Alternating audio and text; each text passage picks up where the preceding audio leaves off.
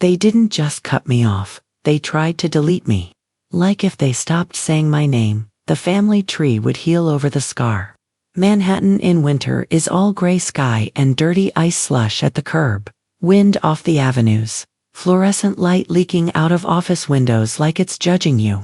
In my family, taking up space was a crime you paid for later. I became the problem the year I stopped playing along.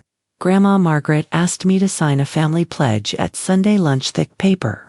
Gold seal, Uncle Victor's pen placed beside my plate like a weapon. I slid it back, quiet, polite. Victor smiled like he'd already won.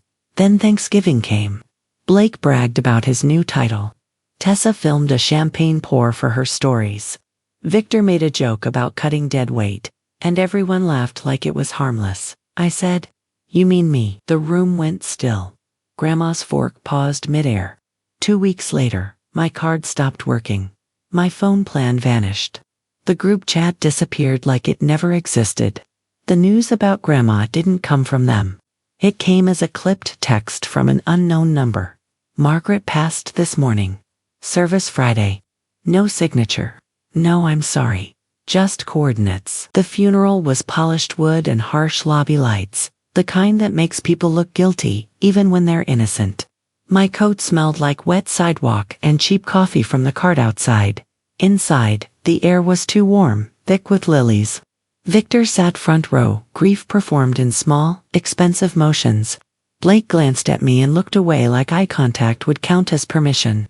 Tessa stared through me, smiling softly at people who mattered. In the back pew, I saw Elena, Grandma's caregiver, hands clasped tight, eyes tired. When she noticed me, she gave the smallest nod. She leaned in. "She loved you." Then she looked down fast, like even that sentence was dangerous. Afterward, I stepped into the slush and told myself I'd done what I came to do. Show up, pay respect, leave without begging to belong. That's when my phone rang. Unknown number. Manhattan, area, code. A calm voice said, "Mr. Ethan Cole. This is Daniel Harrington's office. There's something in your name, and we need you here." I asked, "From who?" "A beat. From your grandmother. It involves a private trust. Your name is on it." My throat went dry. Why didn't my family? "We'll discuss that in person," he said, smooth, final. "Come in Monday. 9 a.m. Monday morning. Manhattan looked like it had been rinsed in dirty water. Gray sky. Gray sidewalks. Gray faces moving fast, like warmth was a rumor. Harrington's office sat above a bank, all glass and brushed steel. The lobby smelled like burnt coffee and wet wool. Upstairs, the conference room was too bright. Fluorescent light, white walls, a heater clicking like it couldn't decide if it wanted to live. A stack of folders waited at the center of the table, perfectly squared like grief could be filed.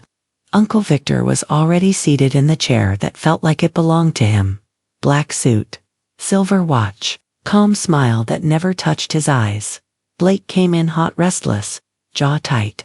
Tessa slid in last, perfume sweet enough to hide poison. They didn't greet me like family. They scanned me like a threat. Harrington stood when I entered. Polite, neutral. "Mr. Cole, thank you for coming promptly." Victor dabbed at dry eyes with a handkerchief he didn't need. "We're all just devastated," he said, gaze flicking to me like he was measuring the room for exits. Blake muttered, "Let's get this over with." Tessa gave me a soft smile. "Ethan." Harrington opened the first folder. Paper whispered, "We'll begin with the public will," he said, voice steady. "Standard distributions. Personal effects." I watched their faces, not his hands. A few bequests, a charity donation. Polite amounts that sounded big until you heard how icily Victor nodded through them. Then Harrington closed the folder with a small thud. "There is," he said, "a separate instrument. A private trust. It is not part of the public will." The air changed, like someone turned the heat off. Victor's smile held for half a second too long.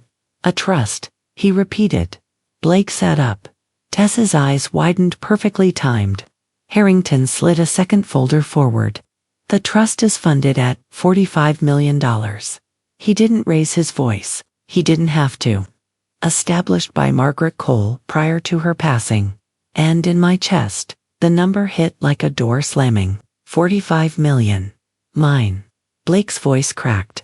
This has to be a mistake. Victor blinked slow. That can't be right. Tessa leaned in, hands folded sweet. Careful. Daniel, she said gently. Maybe you're confusing names. Harrington didn't flinch. There is a basic condition, he said.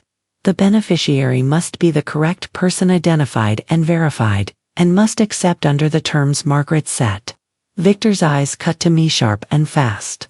Blake looked like he wanted to shake the answer loose.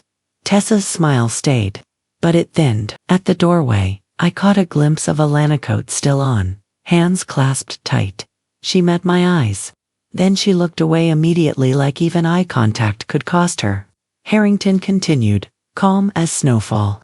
Your grandmother anticipated disputes, he said. She anticipated pressure. Victor stood, smooth, controlled. Ethan, he said, warm voice, cold eyes, could we speak privately? He guided me into a smaller office, shut the door, and placed a single sheet of paper on the desk. Like a gift. Sign this, he said quietly. If you want this to stay peaceful. I didn't pick up the pen. Victor's peaceful paper sat between us like a trap one signature, away from turning my life into settled. He kept his voice low, almost kind. Just sign, he said. We keep this quiet. I read it without touching it. My name typed in a font that didn't match the rest. Voluntary relinquishment. No trigger claim. Language that smiles, while it steals. What is this? I asked. A release, Victor said. A courtesy. It protects everyone. Protects who? He leaned in, and the warmth dropped out of his eyes. You're not real family, Ethan. It landed without sound. He watched me like he expected panic. That was the whole plan. You're a mistake, he added softer. Margaret had a soft spot. That's all. Blake pushed into the doorway, jaw tight. Sign the damn thing, he snapped. Stop pretending you belong. Tessa appeared behind him, perfectly composed. Her voice stayed sweet. Ethan, she said, you're making this ugly. I didn't make anything, I said. Blake threw it out blunt. You're adopted. Or worse. Some outsider she felt guilty about. Tessa tilted her head like she was studying a stain. You don't even look like us. When people say facts, they're usually about to lie. Victor didn't correct them. He let it hang there heavy poisonous. Sin, he said again. Take a small settlement, walk away. Blake's voice rose, hot and sloppy. He thinks he can walk out with 45 million, and play victim. I slid the paper back. Calm, clean, no. Victor's mask slipped one quick flash then returned, smooth as glass. Okay, he said, then we do this formally. Back in the conference room, Harrington sat with his hands folded. Victor spoke like he was doing everyone a favor. Daniel, he said, there's an additional document. Harrington's eyes lifted. Additional. Victor produced a thin packet like it had been waiting inside his coat. An amendment, he said. Margaret signed it. Recently. Recently, how convenient. Harrington flipped the first page and slowed. The paper looked too clean, too new. The dateline pressed too hard, like someone wanted it to feel official. And the signature grandma's name looked like a memory of her hand. Not her hand. Erase him. For good. Tessa leaned toward me, lips barely moving. This ends now. Victor kept his tone soft. It clarifies beneficiaries, he said. It clarifies family status. Harrington set it down carefully. I will need to verify this. Victor's voice sharpened just a notch. Of course. Until then, we have a concern. Blake leaned in like he couldn't wait to say it. Fraud. Tessa clasped her hands like prayer. He pressured her. She said quietly. Confused her. My voice stayed even. That's a lie. Victor didn't look at me. He looked at Harrington. We're requesting an immediate hold, he said. Freeze the trust. My phone buzzed. An official email subject all caps. Request to freeze disbursement. Allegations of fraud. Blake saw the screen and smiled. There it is. Victor sat back, satisfied. His voice went gentle again like a doctor delivering bad news. Now, he said, Do you sign the peaceful paper, or do you get erased in public? I walked out into the slush with my coat half-zipped, winter air biting my lungs. Cabs hissed past. People moved around me like I was already invisible. I called Dana Park. She picked up on the second ring. Ethan, they're freezing it. I said, they're calling me fraud. Dana didn't hesitate. Don't respond emotionally, she said. Bring every page. Tonight, Dana Park's office didn't do warmth. Clean lines, cold light, a printer that never stopped working. Outside, the city was wet and gray. Inside, it smelled like paper, disinfectant, and burnt coffee. Dana flipped through Victor's filings with 2 fingers, eyes moving like a scanner. They're not trying to win, she said. They're trying to stain you. They called me fraud, I said. Of course they did. She set the stack down and tapped the top page. Here's the rule. Let them talk. Let them write. Don't chase. She pushed a legal pad toward me. 1 line at the top in block letters. Everything in writing. Victor wants you emotional. Dana said. He wants you sloppy. You're going to be polite. Boring, normal. Her eyes held mine. And you're going to let him hang himself. My phone lit up with a message preview. It's Elena. Please, quiet. Dana didn't blink. Tell her to meet somewhere public. She said. Bright. Cameras. Then she nodded toward the door. And I'll be close. An hour later, I sat in a 24-hour diner under harsh lights, coffee tasting like regret. Dana took a seat by the counter with a newspaper she wasn't reading. Elena walked in like she expected to be followed. Thin coat, damp hair at the edges, eyes scanning exits. When she saw me, relief hit her face for 1 second, then fear covered it. She slid into the booth, hands already shaking. I shouldn't be here, she whispered. You're here, I said. She pulled out a small cardboard box taped twice, messy like it had been done fast. Margaret told me, Elena said, voice thin. If anything happened, only you, not Victor. She pushed it toward me like contraband. Inside were just a few items, small, neat, deadly. First, a trust verification page with a reference number, and Grandma's handwriting in the margin. Ethan is the beneficiary. Confirm identity. No exceptions. Second, a photocopy of a notary journal entry, date, time, and a note that made my stomach drop. Reviewed private trust addendum. Not signed today. Not underlined twice. Third, a flash drive taped to an index card. Elena's finger trembled as she pointed. Voice memo, she whispered. She recorded it herself. Fourth, a printed email thread with Victor's name at the top. Subject line. Timing, amendment issue. The body was short, casual, confident. Need the amendment dated after hospice intake. Keep it clean. Let them write it. Back at Dana's office, she read everything once. No gasp. No speech. Just a quiet nod. This is enough, she said. Not for drama. For court. What now? I asked. Now you bait him, Dana said. Polite. Neutral. Ask for clarification. Make him answer in writing. She dictated while I typed. Victor, please send a copy of the amendment and confirm the exact date and location it was signed. I want to avoid misunderstandings. Thank you. I hit send. Dana leaned back, eyes cold. In court, she said, they'll swear to a story. The reply came the next morning. Signed December 6th, Victor wrote. At the apartment. Before hospice paperwork. You were nowhere around. I read it twice. Dana's mouth barely moved. Perfect, she said. He just picked his lie. The courthouse felt colder than the street. Old marble. Wet coats. Fluorescent halls that made everyone look guilty. The air smelled like stale coffee. And control. In the hallway, my family stood in formation. Victor in front, Blake, vibrating with anger. Tessa clutching tissues like props. They watched me like I didn't belong in the building.